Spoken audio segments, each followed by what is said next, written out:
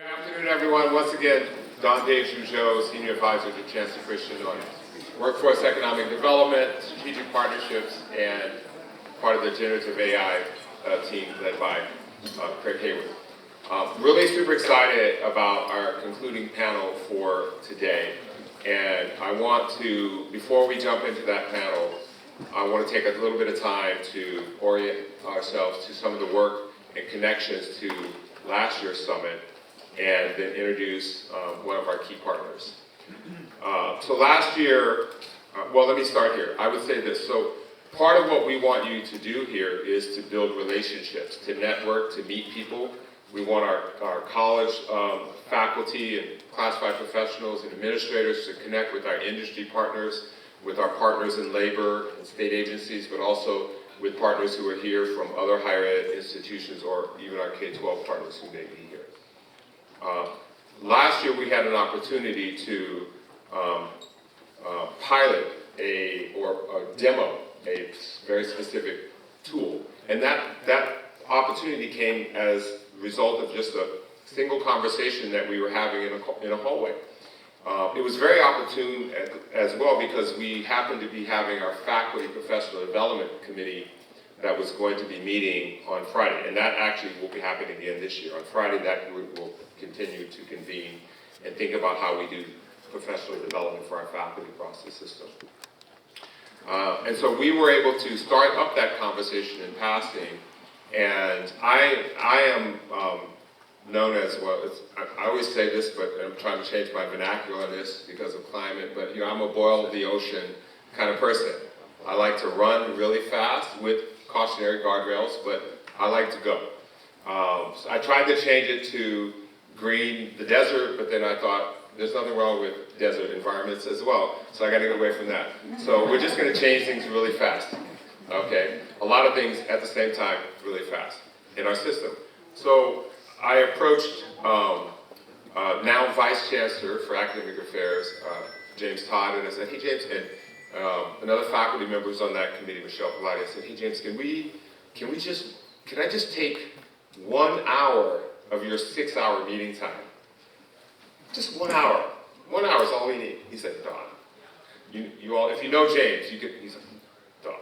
And I said, okay, how about 45 minutes? He said, okay, let me go check with the committee. And the committee said yes. And as it were, we already had 2 of our faculty members on that professional development committee who were innovators in our system that were already using the tool. So I got those 2 faculty members with our guest that I'm going to bring up now, and they said, we will use that 45 minutes and we will demo this project. And as a result of that, we were able to launch the PlayLab pilot.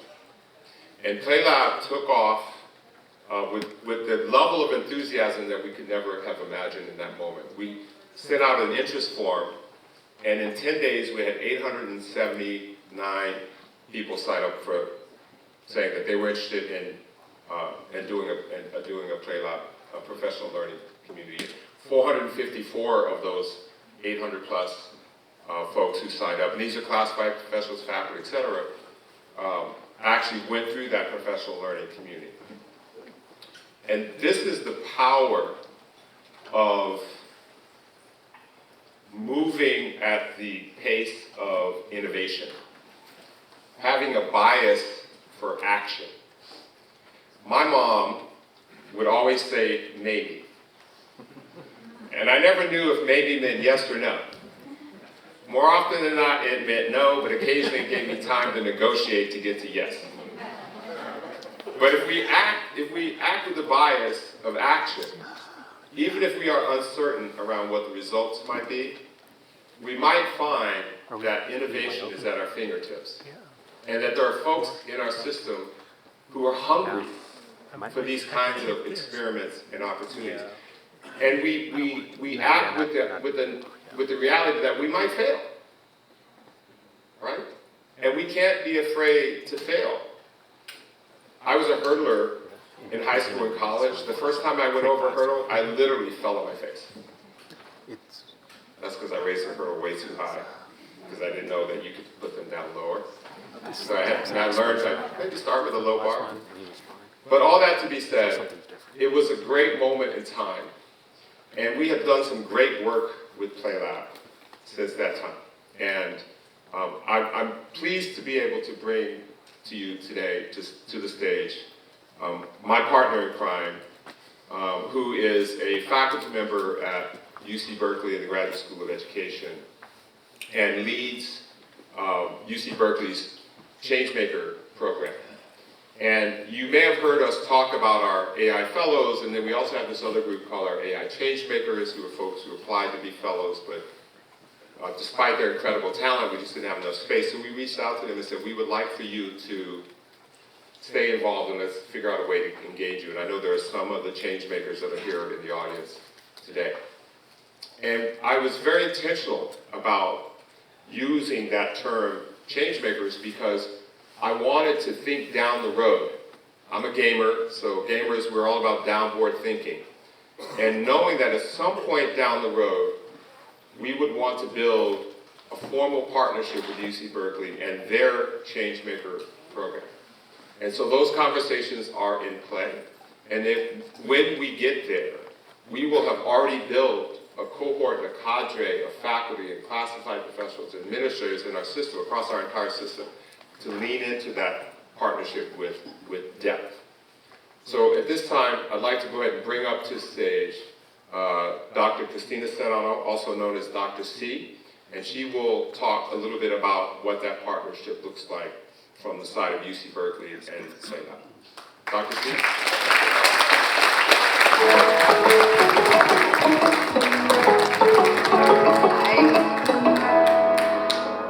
Hi, everybody. Okay, so first, I want to start this conversation off with saying I am the product of a community college. Thank you. I first in my family to go to college, and I went to Hartnell College, and then transferred to UC Berkeley. Yeah. Go Panthers and go Bears. And I apologize, my slides are text heavy, and this is a no-no. You know this, right? This is a no-no, so I apologize, but you know, we got lots of things going on. So try and ignore my slides, and hopefully you'll hear the story, which is, I can't walk. I want to walk, but then there's no mic. So this is a true privilege and an honor. So a year ago, I was at the first Future Summit, and I was a participant. And as Don was describing, he and I had chatted about, okay, how can we do this work together? And I got a chance to, with shout out to Fabi and Scotty, if you're here. We basically, Fabi and I were both in the Relay Graduate School of Education's PlayLab professional learning community. And from there, I saw how powerful of a tool it was. And so one of my classes that I teach at Berkeley in the School of Ed, it's called Critical Studies in Education, partners students with social impact ed tech organizations so they can do a Changemaker project. And the goal of these projects is to really show students that you can have an impact in the field of education beyond traditional classroom teaching, which is great, but it invites people to consider how they are always educators and learners all at the same time, but also the grind that it takes to be in the field and to learn skills around what we call the 3 C's in the Berkeley Changemaker: critical thinking, communication, and collaboration. So PlayLab was one of those partners that year because I felt like it was such a powerful tool. And I'd asked Yusuf, who's our co-founder, what are you trying to do? What goal can I help you advance that would also give my students an opportunity to do this work, to do this really important work that we're doing at PlayLab now? And they were not initially a higher education sort of focused platform. It was K-12, and they were growing organically from there. And so then I said, hey, John, I have a project for you. What do you think? And so hence began this year-long journey. It's crazy because I used to work at Stanford as Director of Early Career Online Business Education, but I recently left Stanford in order to join PlayLab as Head of Community Learning and Growth as part of this journey. So I'm really excited to be here with you today and talk about what we're doing. And hopefully I'll just get the opportunity. I hope you'll say hi to me. I hope you'll reach out to me. I'm so interested in collaborating with you. But about PlayLab, for those of you that might not born, it was born as in 2022. It was actually there was a product that was for the team, the founding team. They made something on GPT-3 that was founded by Google, and that achieved acquisition. But the team started to notice that despite the success in these commercial AI and research applications that they were doing at MIT, educators weren't really using them.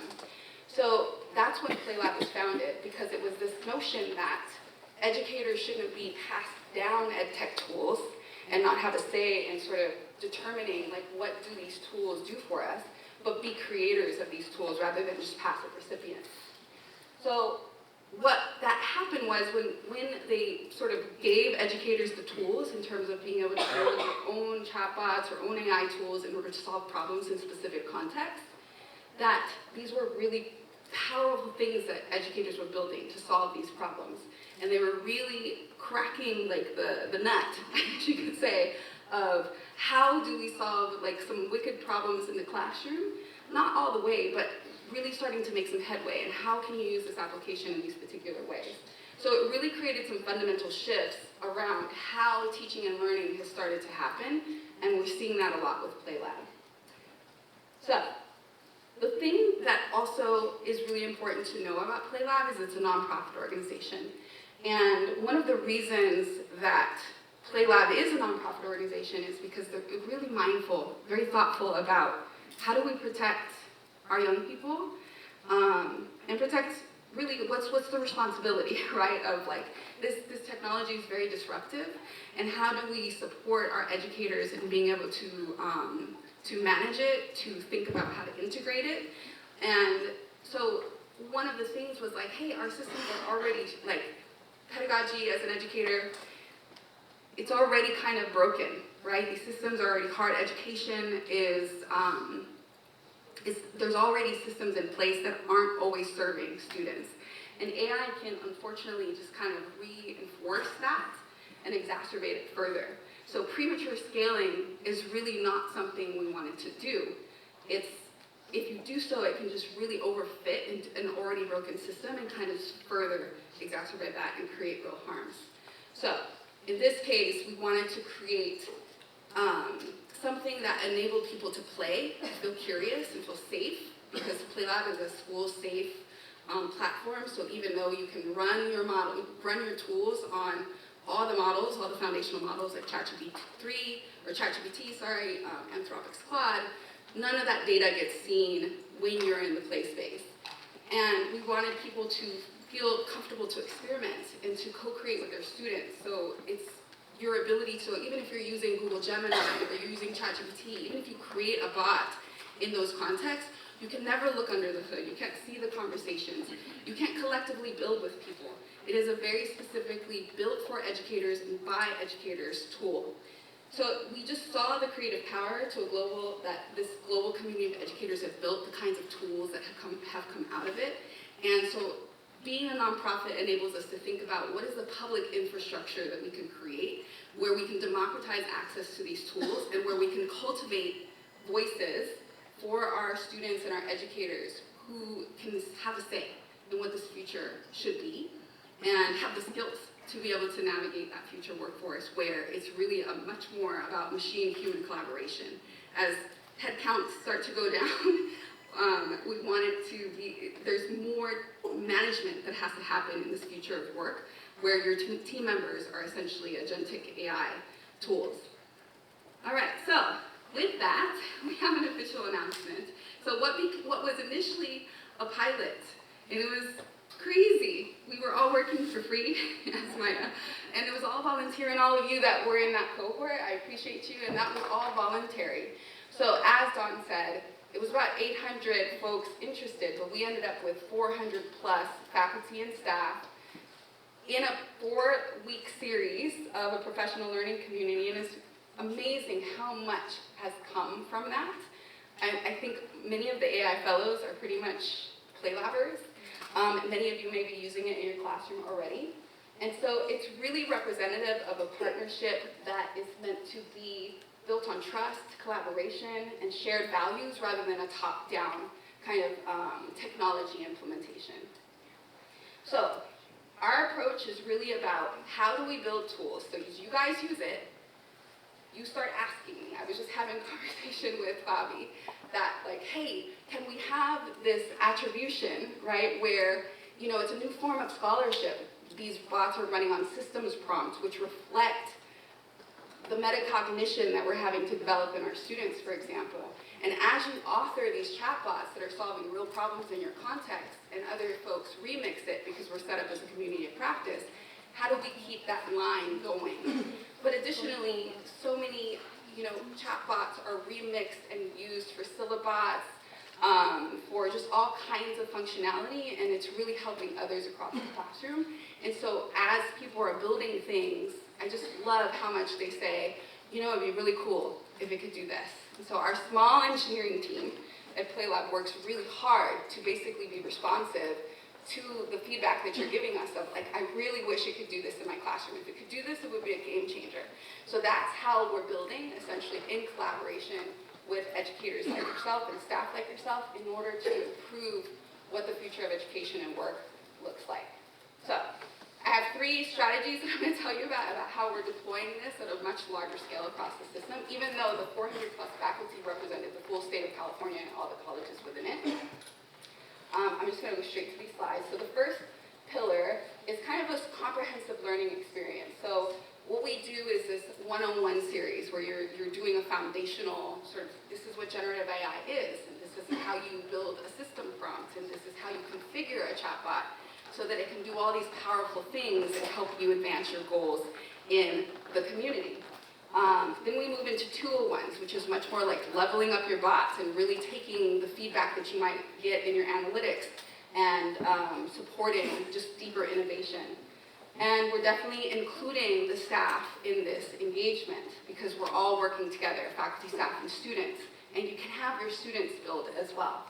So the second pillar is that we have a solution studio. As I mentioned already, all of you have been building really important tools that are applicable across contexts. And so we want to make sure that those tools are available for you to remix. And then additionally, we just have, like I said, co-developed AI systems. We are not building for profit, right? We can't say this about the big guys who are not necessarily engaged in doing this work. They have private interests and we have public interests. So we're really working with the system to ensure that this platform is built for all of you to support the most vulnerable populations, to create, as Chancellor Christian was saying earlier, equity of access, democratization, etc. All right, so the scale of this partnership is unique by virtue of the fact that the community colleges in California are so big. So I'm getting told, like, it's like, wrap it up. Dawn, you took too much time. You took a lot of time, Dawn. Sorry. All right, so the vision, we are supporting the Vision 2030 and this AI-ready workforce. We really are trying to think about, okay, how do we upskill, but then additionally, how are we creating those only human skills? How do we cultivate and anchor people in those skills while also advancing the tooling? So, I think that's it. Thank you. I appreciate your time and listening to me. I hope to see you out there. Bless you. And look forward to, I'll actually be out here.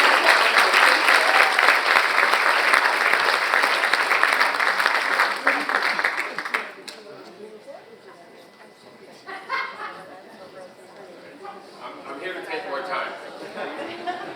Okay. So, a librarian, a college president, and a computer science researcher, and a chatbot building education faculty member walk onto a stage. Now, this isn't the setup for a joke about artificial intelligence taking over higher ed, though honestly, it might as well be.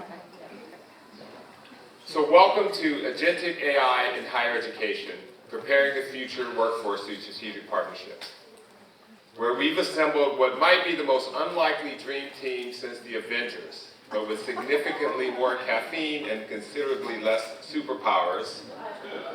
Though our librarian would argue that finding obscure research papers in under 30 seconds is basically a superpower. Our college president brings the big picture vision, and by big picture we mean trying to figure out how to explain to the board why we need a budget approval for AI that might actually become smarter than all of us combined. Our lead librarian has gone from shushing people to teaching them how to have productive conversations with chatbots, talk about career evolution. Our computer science researcher is here to remind us that we think AI can do, and to remind us that what we think AI can do are and what it actually can do are two very different things. And our education faculty member has been busy building chatbots, probably because grading papers at 2 a.m. finally drove them to seek digital assistance. Together, they'll explore the burning question: how do we prepare students for a future where their study buddy might be an AI agent, their research assistant could be a sophisticated algorithm, and their biggest academic challenge might be learning to collaborate with machines that never need coffee breaks. Buckle up, folks. This is going to be either brilliantly insightful or a cautionary tale about what happens when educators try to outsmart the technology they're teaching. Either way, it should be entertaining. I'll introduce you to our panel.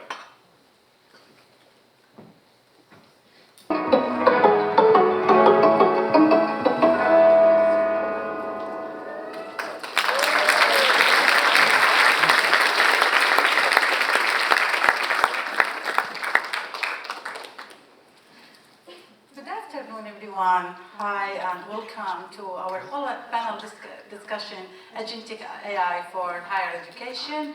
And today our goal is to explore the promises and challenges of Agentic AI and how colleges will be prepared for this transformative area on AI. And let me now introduce my panelists. I'm delighted to introduce President Ajita Talwakar Minaj. She's President and CEO of Calibrate College. And Dr. C, you just saw Dr. C, she's the head of Community Learning and Growth at PlayLab. And Dr. Alison Gorganos, she's serving as an innovation and emerging technology faculty specialist with the San Diego Community College District. So welcome all. And if you want to learn more about our panelists, their work, their amazing, the stuff that they are doing, you can find all that information available in our website. And thank you all for being here. Welcome. So I'm gonna start directly. We don't have much time left. And let's begin with some clarity. So how you define Agentic AI and what distinguishes Agentic AI from the traditional AI tools that students, us, might already be using? I was going to take that one. I'm also your librarian, by the way. So we thought we would let you know, for those that haven't quite gotten their hands around the whole Agentic situation. So we're familiar with large language models, which is a conversation. So we write back and forth, we have a conversation with our large language model. It's sort of a one-way, oh, are we not? Okay. Is that, there we go. Hi. So it's a conversation that we're having with the large language model. Agentic doesn't just have a conversation with you, it is a tool that does tasks for you. So I'll give you an example that anybody can probably relate to. Let's say I want to go to Oahu, and I don't have time to deal with this.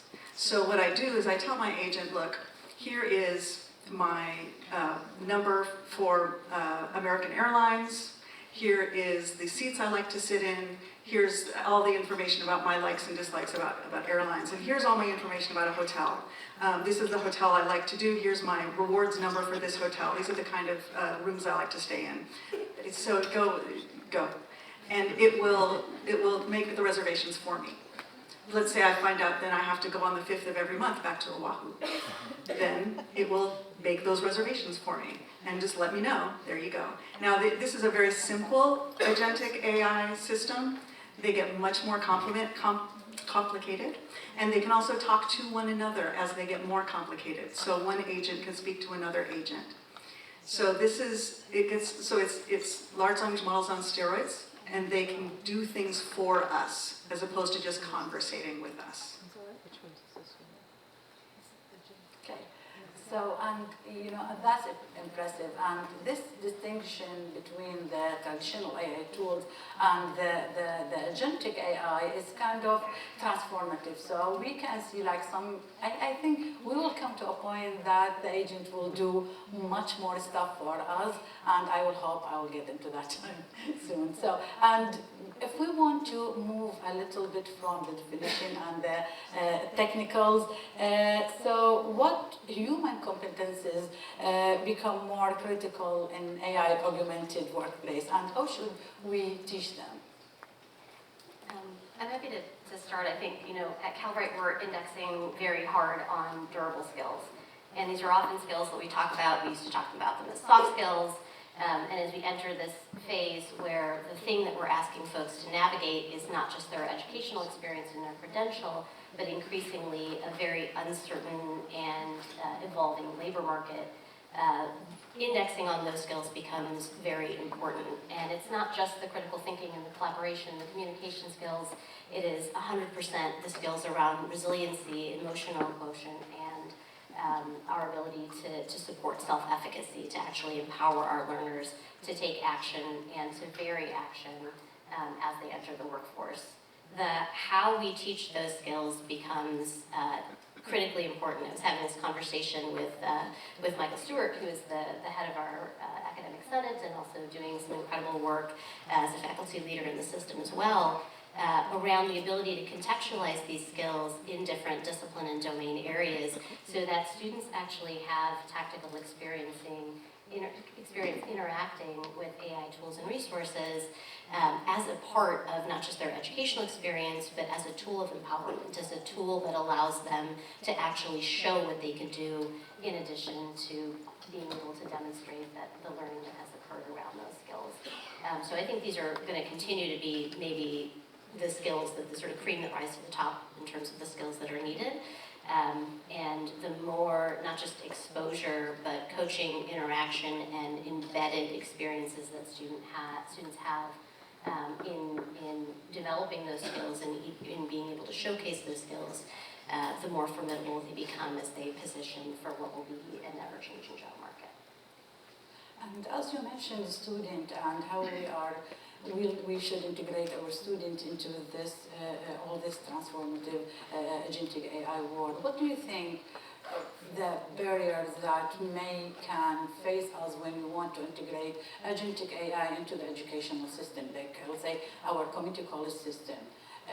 I want to hear that from the expert opinion. So I think that knowing those barriers, maybe we'll be more prepared to what's coming, and will be have better tools facing all this transformation in the AI world. I'm going to start the barrier discussion in one thing. I thought we'd spend a little bit more time on the opportunity and the power, but we'll go back to that for sure. I have to say that one of the things that feels most important for every institutional leader in this moment is to move with intention in this space and to really look at what is the sort of unsexy work that has to happen within an institution and organization to be AI ready. And for us, and I know a number of colleges in this system, I think we're working with an incredible organization, AQL Labs, who I think is here somewhere. So if you encounter them or seek them out, ask them about their work, along with Mariposa College and Long Beach College and Merced, who are at various stages in examining, as an institution, what does their technology stack look like? What does their cloud-based infrastructure look like? How does their data architecture need to be positioned in order to support all the exciting opportunities that are out there to leverage this technology, not just the power that it has, but the way that it can empower our learners and empower our institutions to service our students better and to drive better outcomes for our students. So that foundational piece is critically important. We're a bit farther along in that than a lot of other institutions that I've been talking to. But if we do that part right, then all the other things that it unlocks can be extraordinary, and it allows us to retain the agency as an educational institution that we need to properly and responsibly oversee the leveraged use of these technologies. Yeah, I totally agree. Having those type of connection and communication to prepare our student to the agentic AI or the future, that's bring to my mind the very important idea or that you are referring to, which collaboration.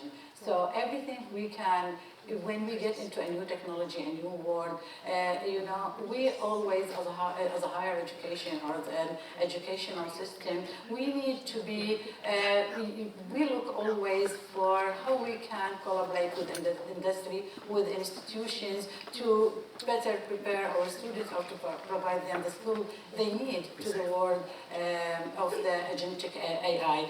So what do you think, what makes successful partnership between the higher education and the industry in the context of AI education?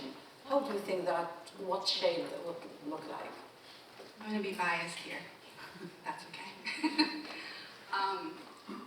In order to do so, I'm going to thread something here, which is when we think about the skills that are necessary, I want you to think about what are the purposes of education, and we're always pipelining students into the future workforce, and that's really important. That's part of the work of doing, schooling in a formal manner.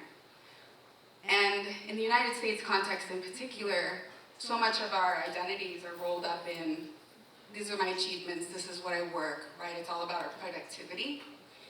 And I think what's interesting about what's coming is that as AI continues to essentially take away all these things that we identify as what makes us who we are, we have to really consider the question of what does it even mean to be human? Because agentic AI can do all these things.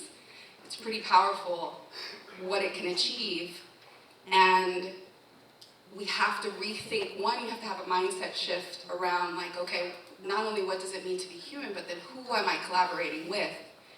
And you have to have a relationship almost, not in this sort of human way, but you have to have this you have to think about okay, if everything is going to be a machine and human collaboration, what role do I play in that? And how do I facilitate these types of relationships?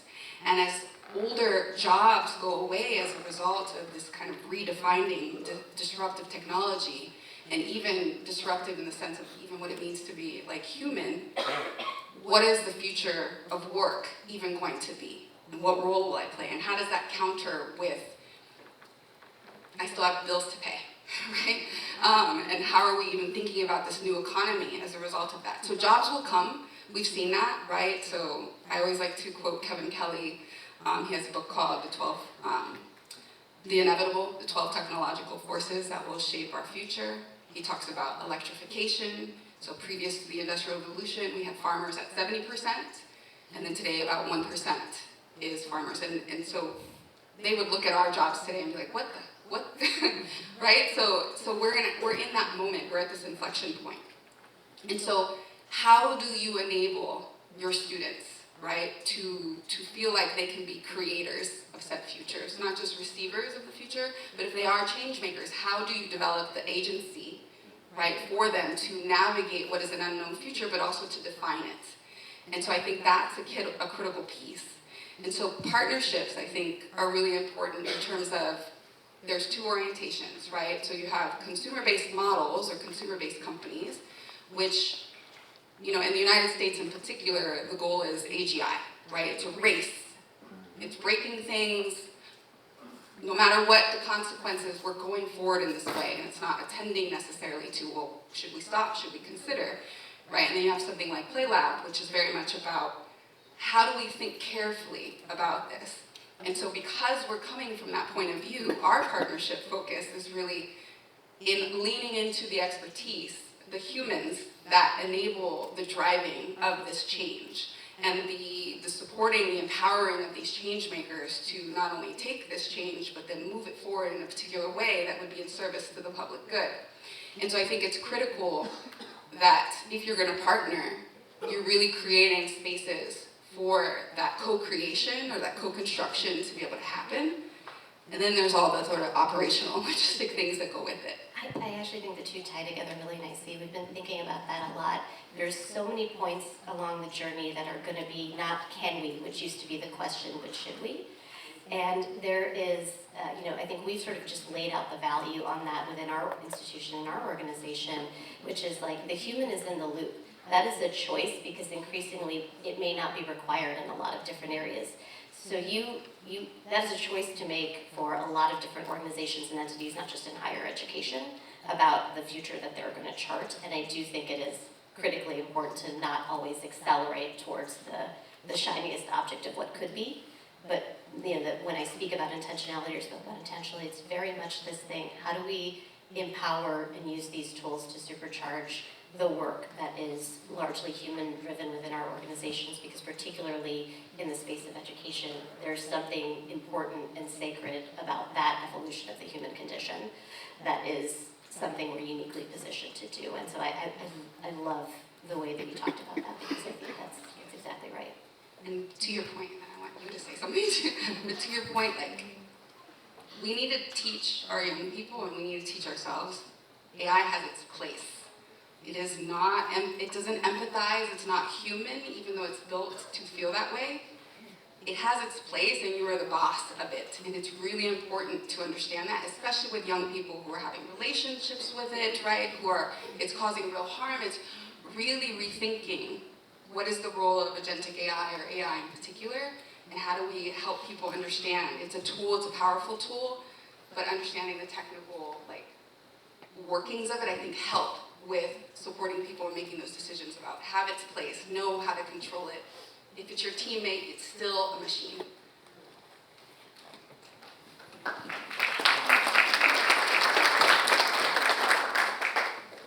I love that, I love that. And given the fact that our students are relying a lot on AI, and even with the I would say traditional AI tool, GPT, LLMs, and stuff like that, they were going deeply working with those. And now we are going into agentic AI, even more. So what do you think, from your opinion, how we can prepare our students to transition from using simple AI or traditional AI to agentic AI, and the same way we are needed to keep it as ethical, as responsible, as I will say humanized as possible? Well, you said it. It's AI literacy. This is AI literacy on another level. But without that foundation of AI literacy, you're not going to get your ethics. You're not going to get so many things.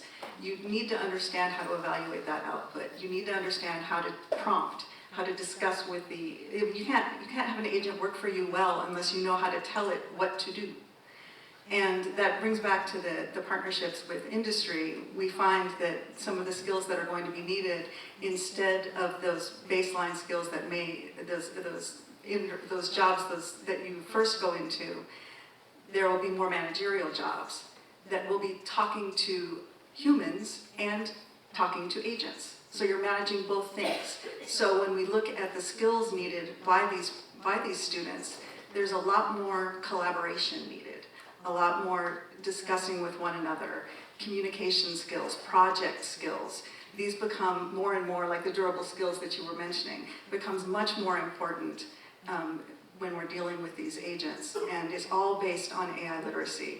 And for me, when we go back into barriers, it's one faculty member at a time, because the faculty member, we need to teach AI literacy to all faculty, even if it's no AI in my class. It's okay. They need to have that conversation, though, with why no AI in my class?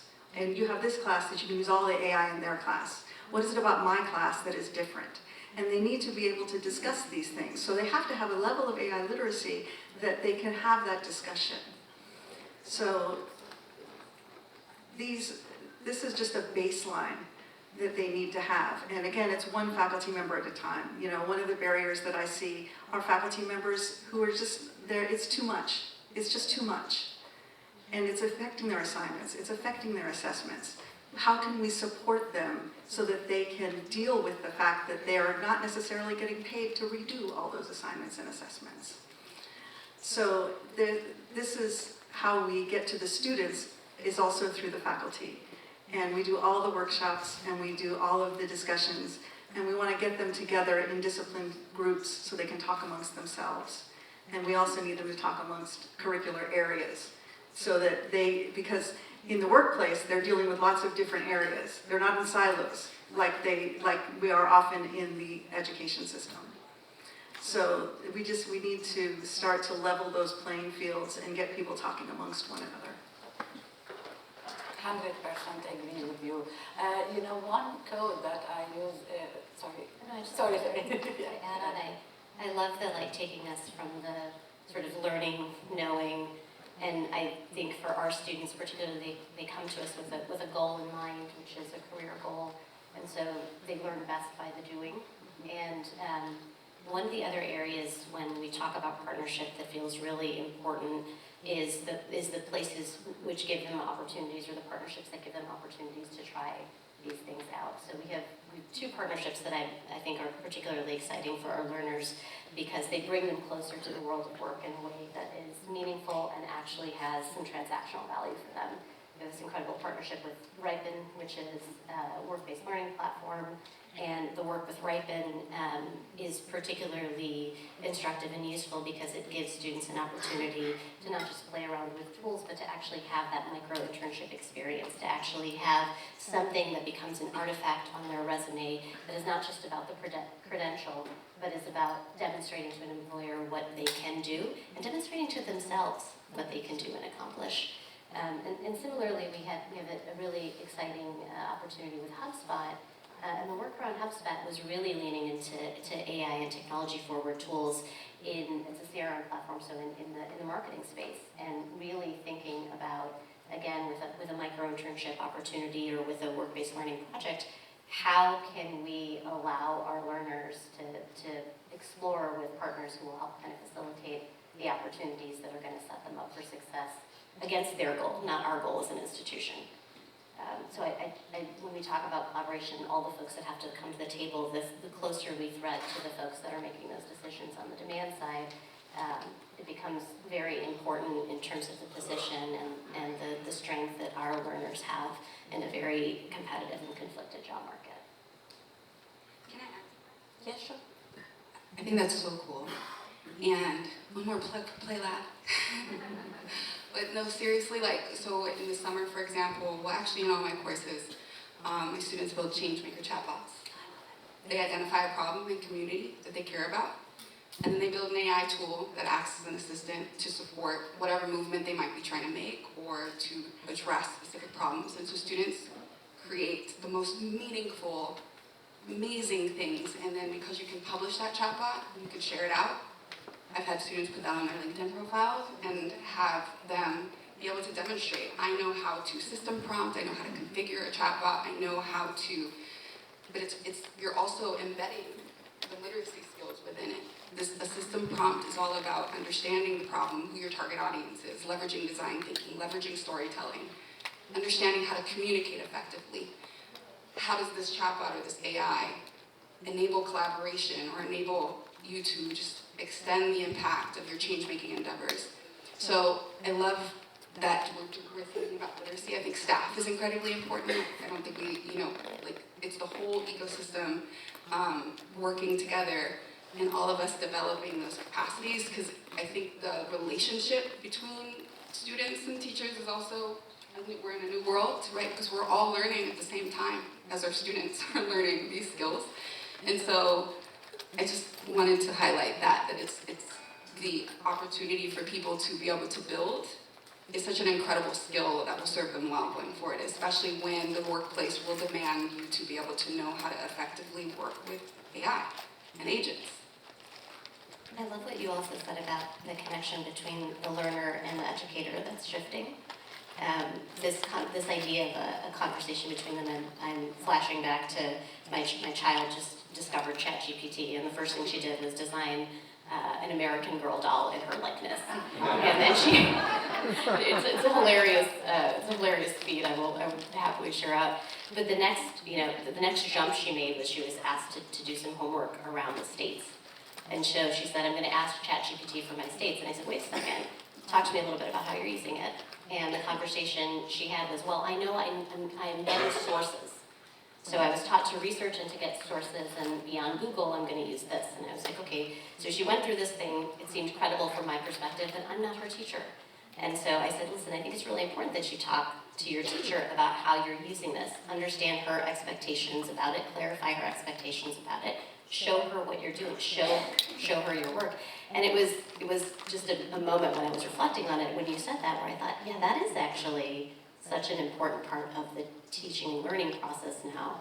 And it's not just because people, it's not a cheating conversation, it's actually I'm not sure where the lines are. How do we actually bring out, draw out, and assess where those can be? And if that varies by the person who is at the front of the classroom, how do we give our learners the sort of skills to kind of have those kinds of conversations? Very different. Yeah, mentioning your daughter's chatbot, I have a faculty that teaching AI. She developed a chatbot for her family that has all the schedule, the kids' schedule, the sport, and yeah, every family was sharing that, and it was fantastic.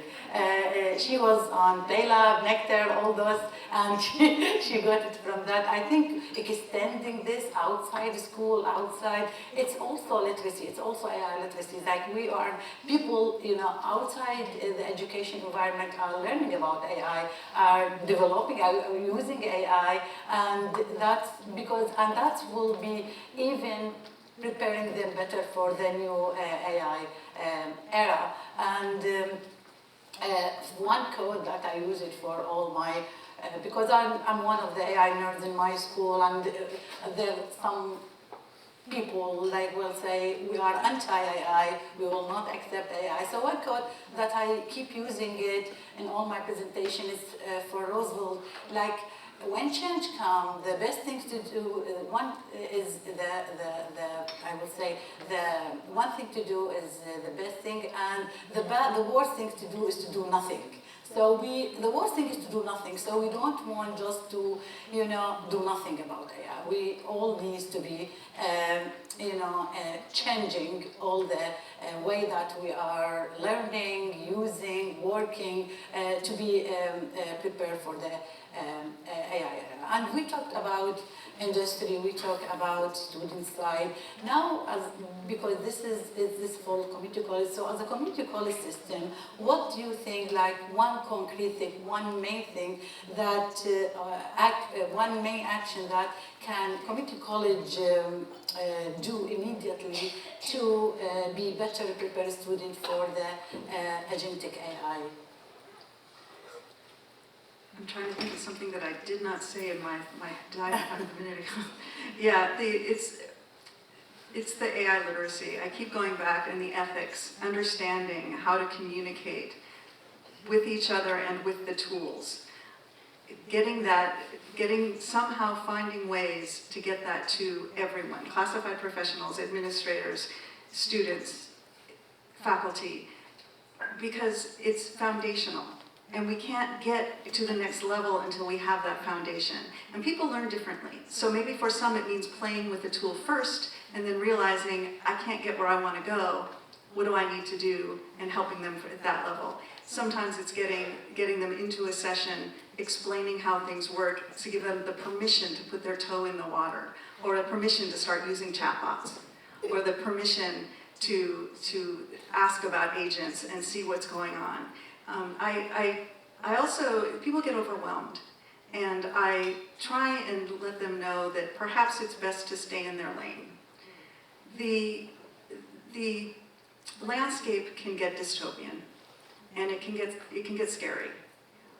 But if we focus on what is affecting us and what we need to do to respond, that is helpful. You see something in the Chronicles of Higher Ed that talks about Gen AI and education. I'm in education. Gen AI is affecting me. Let me read that. You hear something on National Public Radio.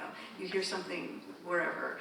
This is very helpful. And to get people to understand that constant learning, that constant keeping up in your lane is very, very helpful. It's the librarian in me, right? Research and information is my jam. You know? But if I was AI literate in 2023 and I did nothing between 2023 and now, I'm no longer AI literate. Yeah. So keeping up with that and keeping that around is of the utmost importance, and those are actions that can be done now. We can continue. Once you've done a series of workshops, there's a series of people that did not get those workshops.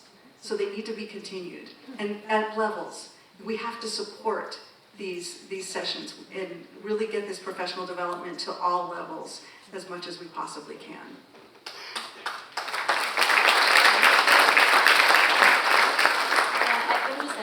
I think yes, and leaning into the community part of community college feels critically important in this moment. And sometimes we think our community is the four corners of our institution, and this is an important opportunity that if it is not our institutions that are getting out there and supporting the overall AI literacy capabilities of the communities we operate in, that is an extraordinary disservice. I think we have a unique responsibility and also a unique vantage point in which to do that. We are leaning very heavily into that space to be able to find more instances where we can provide content or learning support that can be self-navigated, that can be a tool and a resource. I know this is a big priority for the Chancellor under her vision, and it's something we're excited to contribute to, but I think it really does take everyone in the room in the privileged position that we sit in to do that, because what is happening out there, if left to its own devices, and what is being imposed upon our community members is frightening, and careens us towards that dystopian state. And whether it's within K-12 public education or community college public education, we have an extraordinary opportunity to do something differently and to chart a course that's different for our communities to thrive, given a lot of this is happening in such a wildly deregulated environment and in a way where there is not clarity or transparency around how these technologies come into play and how they interact and are used in our everyday lives. And so I just want to emphasize, I think I don't want to leave this conversation without taking that charge on as an entire system.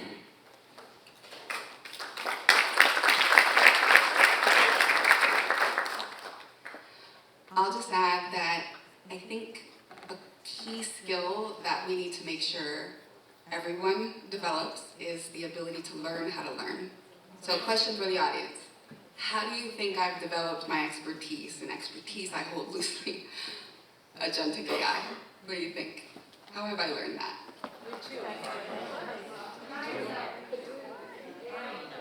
AI taught me. I talked to AI. I spent a lot of days with Claude, my friend there, and just asking it questions of what is Agentic AI? How does that even work? What do you mean it can call tools? What is a vector? What? A token? I have no idea what you're talking about. Break it down for me like I'm 5. And I think that's what's powerful about AI is that it enables all of us to be able to meet ourselves where we're at. And then the key components are really critically thinking about the outputs, understanding how AI works as a probability machine. It's non-deterministic. How many times have you written an email or a draft of something? And you're like, hey, ChatGPT, I really like this section. But the rest of this, just focus on revising that section and then just keep everything else the same. And then what happens?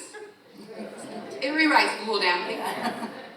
And that's because it's non-deterministic. It's using probabilities around what the next word should be, and it's math, right? And so I think understanding that and then understanding that agentic AI is about pairing these large language models and the power that it has to be able to sort of like make these predictions about what likely goes together with tools that make it deterministic. So, okay, you have student data, so I'm making maybe an assignment in my class, or I'm really trying to evaluate, maybe I create an assessment that is enabling itself to meet a student, like maybe you need it to be done in Spanish. Maybe this needs to come down another level, or it needs to be giving you different kinds of examples. So the large language model enables that interaction with that student.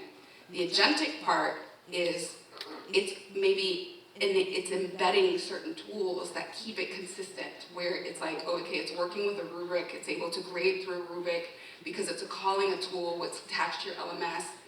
And so that's the power of that. And I think as you move forward, it's much more about how do you create the conditions that enable people to develop the muscle around, I'm a lifelong learner, I will always need to learn. My favorite author, as I was just saying, has this concept of becoming. The tools themselves are always becoming. You were just saying, like, if you stop, it was just a week.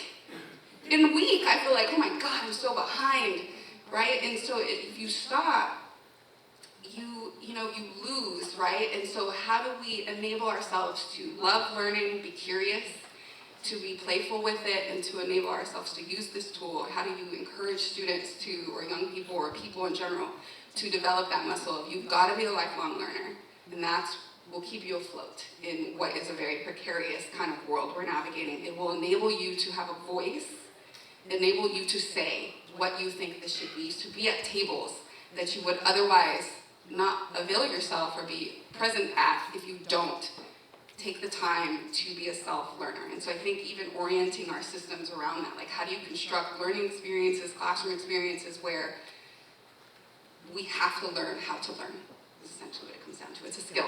It's a necessary one to, I think, survive in this future.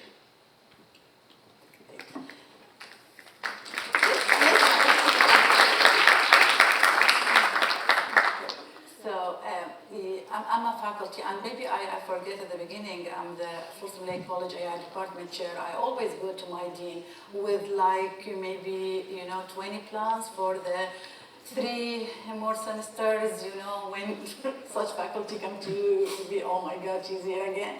So I'm that person with a lot of plans. So always I like to have that future look. What will happen next? How we can prepare. So from your opinion, how do you think where we will see agentic AI in 5 years? My hope is we'll see it, and there are ethical issues to this, that we do need privacy and security issues that we need to be very concerned about. I see a system that can go into your student services records, see that a student has been availing themselves of certain services. It can go into Canvas and show the last 5 essays and the fact that they've been doing less and less in each essay. And can go into various aspects, so you get the idea, and can then tell the instructor, hey, you're losing this student. This student might be dropping out, and they're not getting this content area. So maybe you should go to this student and give them this kind of feedback about, get them excited about that content and get them more excited about the class. They could also, for example, an instructor could see all of their students' information and be able to tell that everybody's getting all the content except for this. Why?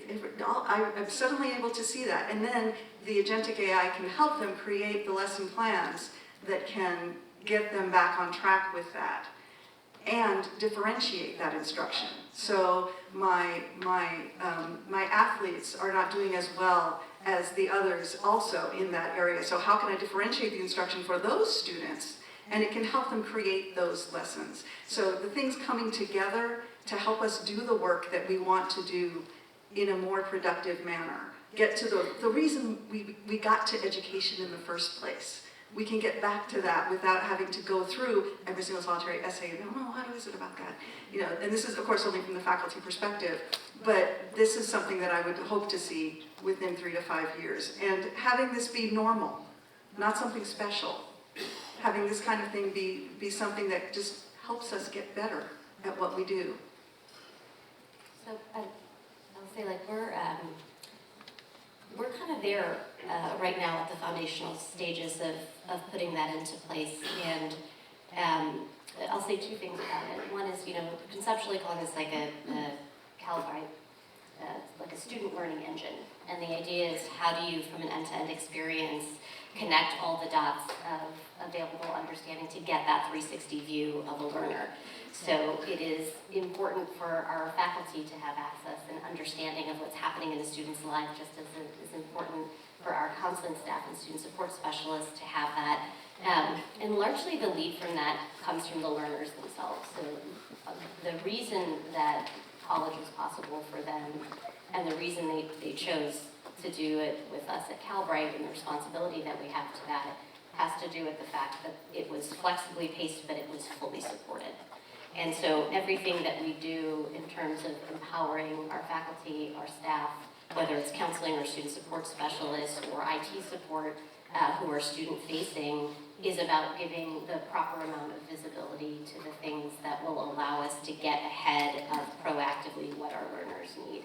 And so when I talk about the data architecture and infrastructure that's necessary to really leverage these tools in service of student success, right, in service of students' own goals, their own progression, and stronger outcomes for them, those are the pieces that have to come together, and we're kind of laying the foundation for those pieces right now within the technology side. It's a little bit different for us, largely because we've been built from the ground up to be digitally enabled.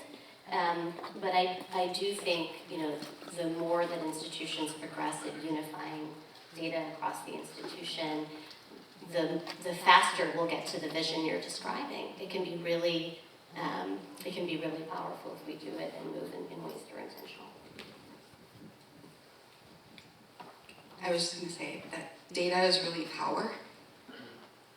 Like the California community college systems reflect like data, and you kind of have to pick sides. I'm going to end with that. Meaning, think about when you're using a tool, when it comes to AI, whose interests are at play. I heard recently, for example, like when you get something for free, it's because you're the product.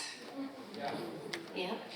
That data is what enables these large language models to do what they do, and they are data hungry and they continue to consume. So there's power in being able to say, we're going to hold our data That's right. in a protected way so that it's in service to our students and to these educational objectives, versus other reasons why partnerships may be about, we really want to work with you in the K-12, so like Google, right? Google is in the K-12 system. Those are early brand users, right? We need to think critically about, are there alignments in the kinds of partnerships or the tools we're using? 100%. Because power is coming from that data. So that'll be my That's 100%. closing statement. Pick sides.